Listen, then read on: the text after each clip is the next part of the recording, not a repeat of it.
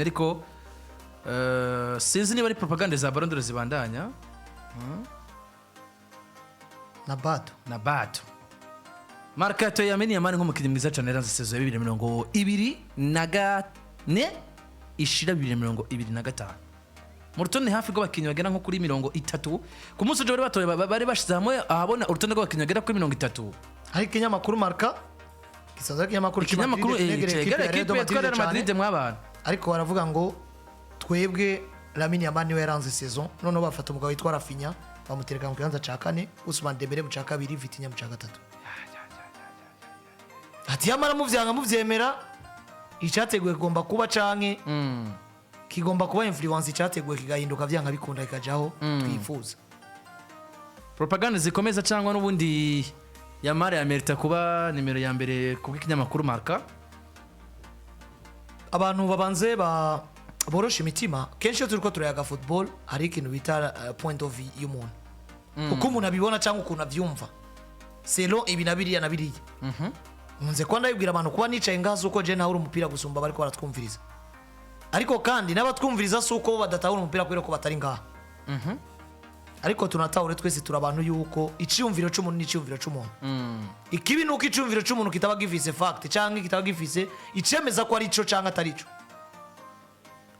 je nimubwira ko Yamal amerita kano gashimwe nkabidefanda numbwira ko jatabwenge ngira ahubwo nawe umbwira ati nanje ntakabirita kubwanje kubera ibi nibi nuko umupira wubatse hari ukuntu dufata karuro abagiye batandukanye sinivuge ngo abarundi abagiye batandukanye dukoresha imbuga ngurukana bumenyi twamaze gufata nka imbuga ngurukana bumenyi umenga ni kibanza cyo kuvugira ko ivyo twishakiye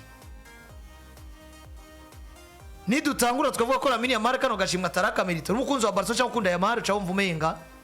twanka Barca ntidukunda Yamal ugacukorokana ibindi oya suko bikwiye kwa mupira w'amaguru sinemeranya nawe kubera jewe mbona ibi nibi yaragakwiye ndemeranya nawe ibi nibi yaragakwiye akaburungu hari abantu nabonye basigaye barakara mwino misafa na ba Chelsea mbabarire cyane nabonye mwino visa sigaye mama mwana bashavura cyane nubabwira ko Chelsea yatwaye igikombe bataye merita sinivuge bataye merita nubabwira ko Chelsea yatwaye igikombe mu buryo butangaje twabwiye ati Chelsea gutsinda Paris Saint-Germain bitsindo bine ni surprise Chelsea surprise muracakorokana ibintu ntaza ati mwe ntimuraba match mwe mwamwicari yari ya Jose pa kwa bari abagenzi bacu kuva hariya hakujya mwe na rimwe niwe bakunda kugurisha akajambo ngo murabaswa yes doma par rero nico narimereye ko kugira ngo abantu babanze bumve ko mupira ni ambiance ariko kandi tugomba kuryoherwa mwese akavuga ubuntu kwira vyumva aho twe tuba twanateguye kandi twateguye je ngomba kubwira ikintu kwera ndagifitiye fact ikimenyesha makuru Marca nikiye makuru cyo mu gihugu cya Espagne ariko i Madrid kandi kinegereye Madrid la fois passée mu mwaka weze uribuka ko banashimiye Lionel Messi nk'umukinya afise ibihembo byinshi ariko kandi baravuga ngo turavye mu isi y'umupira w'amaguru kuvubaho turabona n'ubundi Messi yo kwitwa nimero 1 kandi ibyo bari bafise impamvu uno munsi Marca isubiye gushimira umukinya wa equipe FC Barcelona batitaye ngo numukeba canke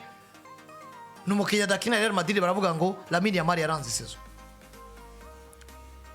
bwa mbere nemeranya na Marca ko umukinyi yaranze saison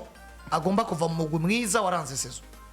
uno munsi uto umukinyi mwiza kwa Paris Saint-Germain cyangwa mutora kwa Barcelona je nemeranya nawe yakora imigwi ibiri yose no yaranze saison yuno munsi Marca ivuga ngo Mbappé niwe mukinyi yaranze saison kore yuko mwe muri kwa Madrid directement tuvuga ngo nivyo Marca yatoye Mbappé ivise facts ze ariko ku bice byinshi kujana biragaragara ngo nuko bari panche kwa Madrid ariko kandi nico kintu nakunze kuba mvuga buriya muri Espagne nubwo tuba tubona umenga ari ubukeba bwa Real Madrid na Barcelona mugabo bariya barakorana mu buryo bwimbise muri ukejo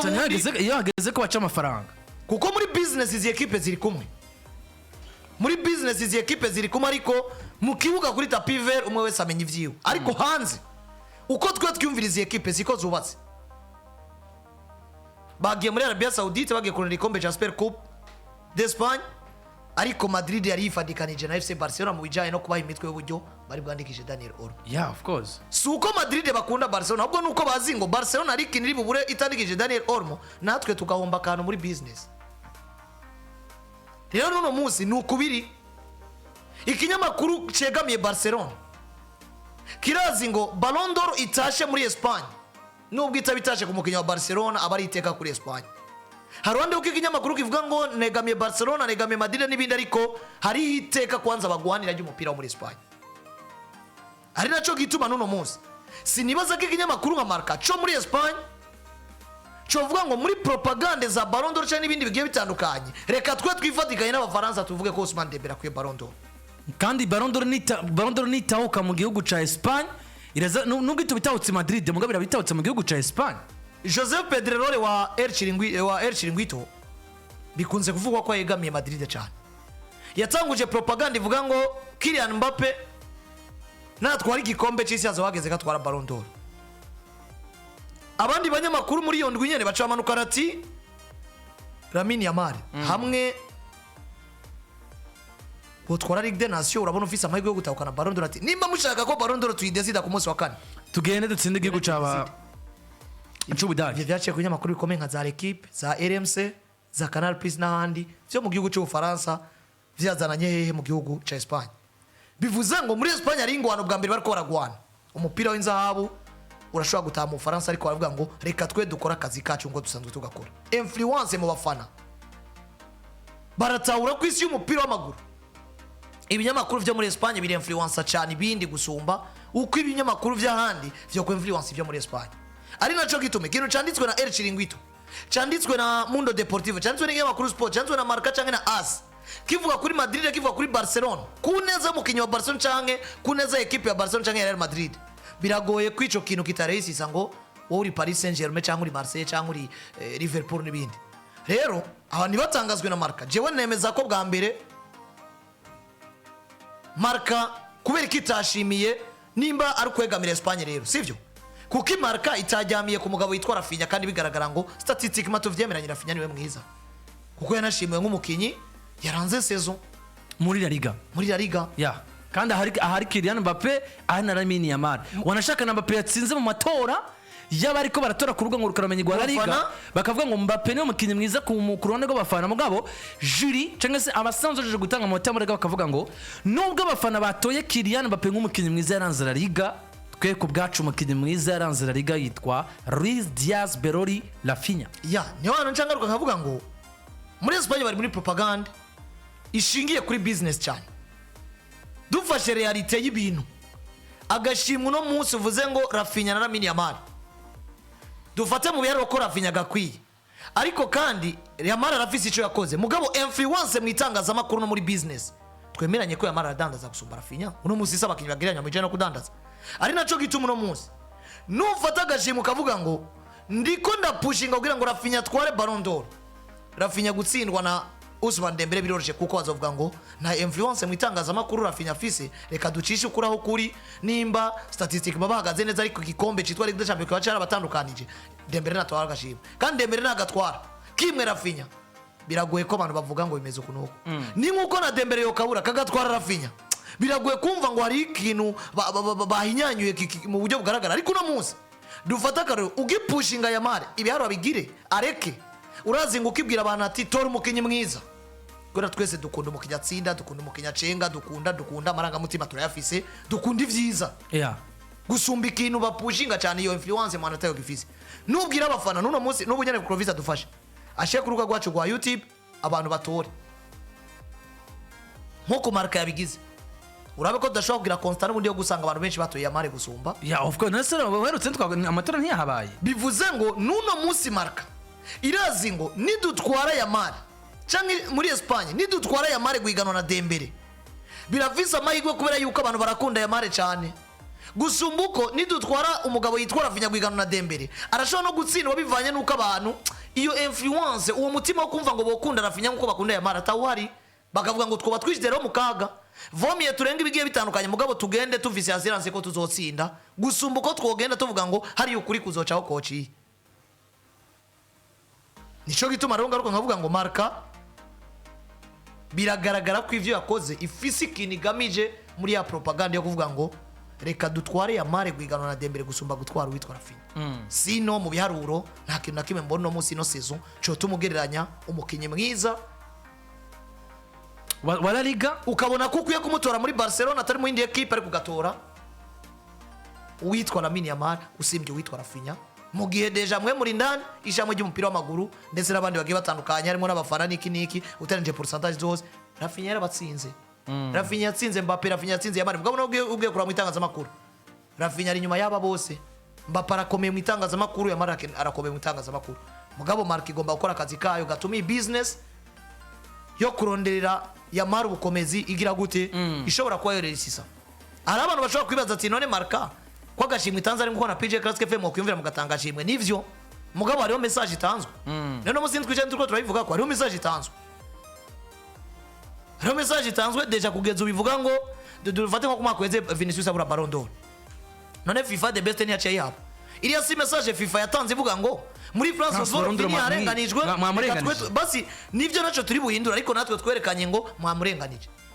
bivuze ngo n'ubu Marca ireje gutanga message ivuga ngo nubwo Raphinha yatwe nk'umukinyi mwiza yaranze La Liga ariko muri propaganda turimo za Ballon d'Or twebwe nk'abamenyesha makuru kandi turaza abamenyesha makuru bibihugu ijana vya mbere kuri classement ya FIFA baratora kandi mwabo mu Espanyol arimo abanya-Espanyol agomba kuba bari mu n'abaruva muri Marca n'abarumenyesha makuru yigenga nawe ajana ni propaganda arasiba gutora Yamal biragoye uno musi ugendera abantu bose bakinye umupira ba legende benshi twese twemeranya ngo Yamal no mwaka yarakinye umupira vraiment uvuze ati umwana yakinye umupira twese tukajyoherwa ku kirenge ni Lamine Yamal mugabo ibijanye no bihembo nibigomba kugarukiraho gusa je rero bino ndabibona nka kote yo kuvuga ngo hari ikintu cyateguye kigomba kuba vyanka bikunda kukijanye n'uburyo Ballon d'Or igomba kuzotangwa hari abantu bashaka kubona tutuntu babona umengano duto dutariko turavize ico tuganivye ko sino je do maparna kintu mbona cyo tuma warinze utora umukinnyi wa Barcelona yaranze umwaka ugatora Yamal usize Raphinha ni nico nagomba ko tugaruka ko turabe niba harimo zino propaganda zitanguye gukogwa mu binyamakuru bigiye bitandukanye nyuma yuko na Mundo Deportivo nayigeze koresha amatora ku rugo rwabo kumuga zamungurukana mu ngura vyuka na Mundo Deportivo bavuze ngo bo Mundo Deportivo baragayiritse hari mu ndweze bavuze ngo Yamal arakwiye Ballon d'Or ego canke oya ego ku bice 82 kwijana yeah of course birumvikana niyo ni propaganda Raphinha baragize gute bamwegeje ku ruhande niyo ni propaganda ubu naho wobaza ati mbega amatora yagenze gute nibindi twabonye bikoroka ati Yamal ashimwe nk'umukinnyi yaranze saison Luis Enrique rumenyereza yaranze saison biraheze nacisunzwe wo kubwira ngo Raphinha yananiwe gute nibiki canke wo kubwira ngo no musi yari abatatse Marca bayibwira ngo ushimira Lamine Yamal usimbye Raphinha nta numwe gashimwe bagahera Raphinha deja ubona babakiriko bari kuko hariho n'abantu n'ubunyere bataratahura igituma Raphinha yabaye umukinnyi yaranze saison hari abantu batarabitahura et pourtant si c'était Lamine Yamal twari kubitahura kubera iki hari iyo influence yo gukunda umuntu gusumba gushira imbere ibiharuro umuntu abafise nta match ikomeye Raphinha atatsinze ibiharuro vyo birabivuga Lamine Yamal yaracenze cyane turavyemera niwe mukinnyi yamaze saison afise amadribble reisi menshi n'amapasi wanashaka pasi yari yatanze pe umubwiye umukinnyi muto akiri mwiza ni Lamine Yamal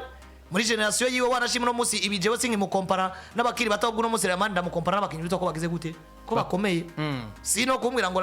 Lamine Yamal yisanzwe kuri podium ariko arivaliza na Desire Du ivyo je Yamal yari namukuyeyo reka duagwane na naba ba Barcola nyene bakiri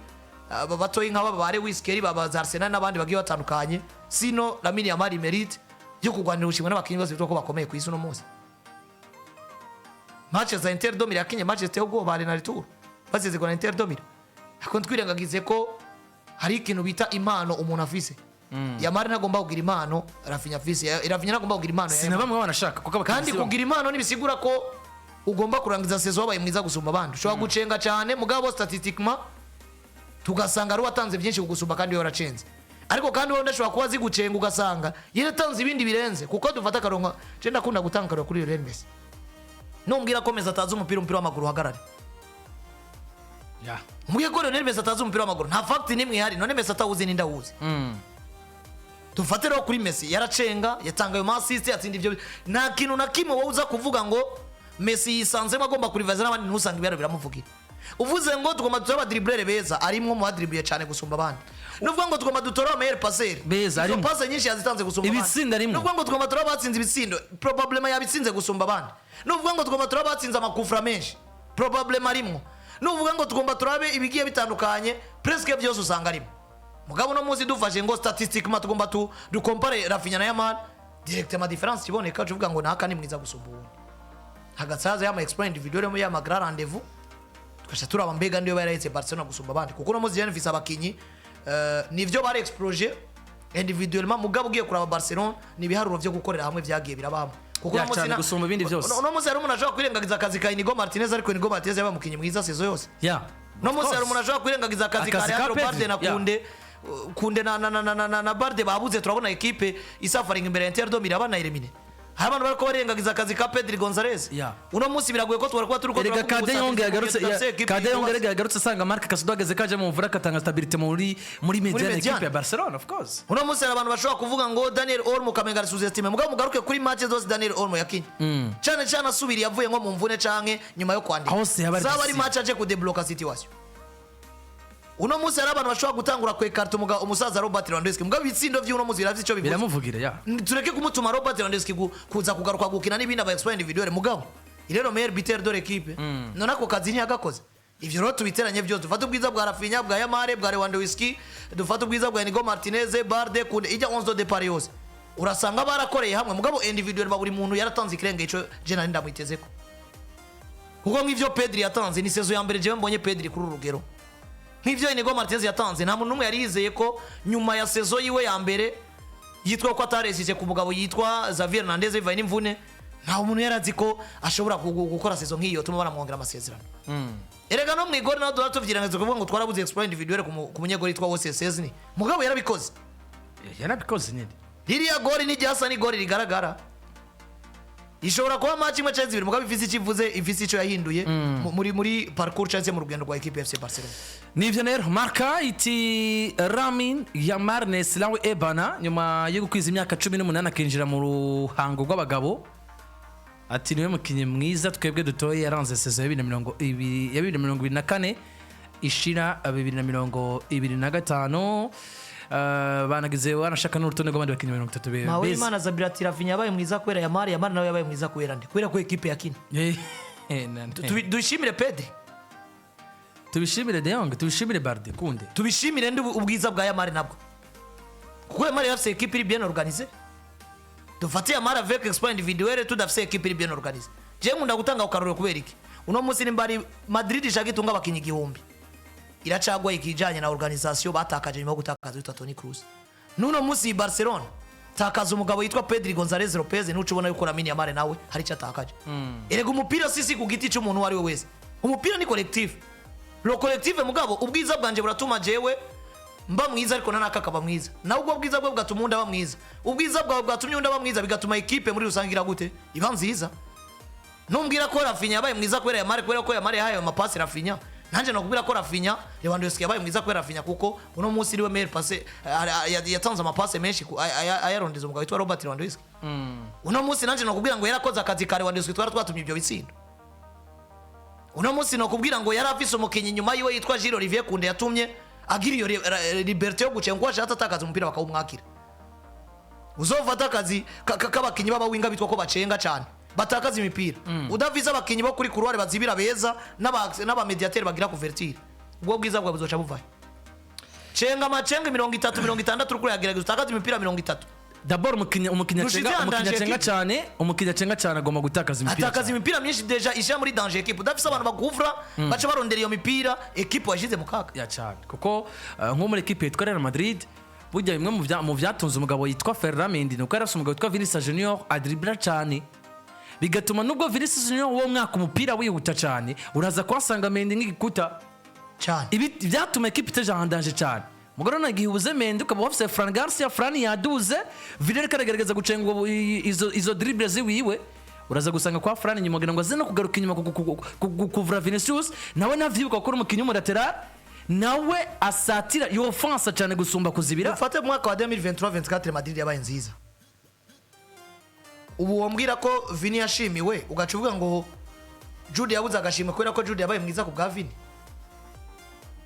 nucambwa ko Jude yabaye mwiza kubera ko equipe yakina mugabo kandi equipe yarabaye nziza kubera yuko Jude yari karagira umusaruro canke Vinicius yarabaye mwiza ku bwa Jude nkuko twabonye muri 2020 umugabo yitwa Benzema twara Ballon d'Or none yabaye mwiza ku bwande Vinicius ni yakoze mugabo no musi ni wacu uvuga ngo ni bari kurivaliza kuko umwe bamwiza kubera uwundi n'undi akaba mwiza kubera uwundi ama equipe ikaba nziza muri rusange nivyo Raphinha na influence tuvyemeranya afise ku isoko ry'igura n'igurisha nako mu bijanye n'itangazamakuru naririyo nico kintu cyo nari karazira turiko turagaruka muri ya ere yaho guhiganwa na Messi na Ronaldo watsinzwe vyemere nabiyarurinda kuzana ni Messi ego ni Ronaldo ego uri Paris Saint-Germain muri Liverpool ya Arsenal uhuye na Barcelona cyangwa Real Madrid ego watsinzwe ivyo tuvyemere birahari ni reality nivyo rero kuri Lamine Yamal Neslawe Ebanayo umukinnyi mwiza cyane yatowe na Marca yaranze saison ya 2024-2025 birumvikana reko tubiganiriye ko vyinshi nukuraba niba koko ari wera kuri kano gashimwe ariko vyo yamaze kuba gatahukana hari abantu bashobora kuvuga ngo Marca ugiti cyo yagatanga ningo natwe PJ kaze twakuyumvira tugatanga agashimwe ni nkuko nubona rero wese kuyumvira hari akavuga ati jewe Atanazi ku izina ryanje ngirana ngagashimwe k'umukinnyi mwiza igendere neza muri Barcelona kandi aho naho wotora umugabo witwa Wesley Sesni naho kubaza igituma mutoye kwera ko ni wewe ugatanga mugabo birafise icyo biriko biragamye nivyo kuri abantu nibabifate nabi Lamine Yamal fait partie des meilleurs joueurs bakoze visa kwa Barcelona ariko do ma part jewe Yamal siwe mukinnyi mwiza kwa Barcelona kandi afise impamvu ariko nawe we ino saison nawe sinda gupinza icyumviro cawe ushobora kuvuga ngo nanje Yamal ari mwiza kubera yuko nk'example umugabo azwi izina rya B Smith yatanze uravuga ati yarasenya akavoma agatereka ngaha abandi bagafungura agakreya ama occasion n'ibindi ni fact yiwe nuko rero bimeze kuri Lamine Yamal Neslawi Ebana